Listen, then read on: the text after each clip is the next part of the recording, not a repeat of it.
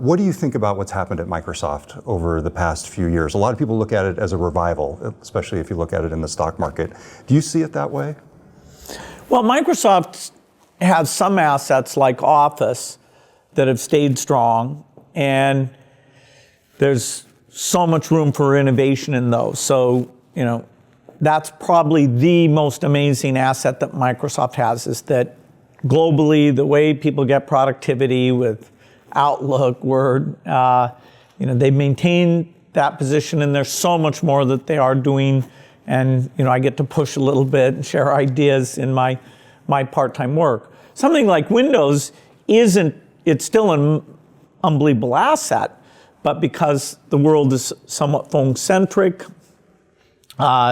it's an asset that has to be managed very carefully to make sure that it's extended. And there are very interesting things that are being done with that. And it's fantastic that Microsoft in the cloud space is one of very few companies that's got the critical mass, the particular emphasis on helping business customers get up to that cloud with all the unique requirements they have. So it's very exciting. I'm very lucky that Satya and the team there creates an atmosphere that, going in and pushing them a little bit and, sending memos, they make that fun for me. And, actually some of those ideas, they latch onto. What are you focusing on most? What areas are you focusing on most in your time at Microsoft advising them? Well, the role of natural language in all these interactions to create an expert capability to help you out, that is very cutting edge, and that influences a lot of the Bing investments we made over time, making it not just string search but deep understanding.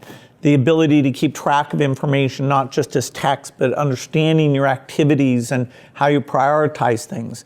When you go to look at communications, you shouldn't have to just look at it in a time-ordered fashion. You should trust that its understanding of you and the context and priorities are there. But only by reading that text will we do that. So there's a frontier here that's very exciting that Rajesh Jha, Harry Shum, a lot of the key people under Satya are grabbing onto that, and some particular opportunities around that are where the resources are being shifted. So Microsoft, by some metrics, were less of a share. We had a very high share if you go, say, to 1995, but we are one of very few companies doing phenomenal things. And the basic insight of the company about the importance of software just gets underscored.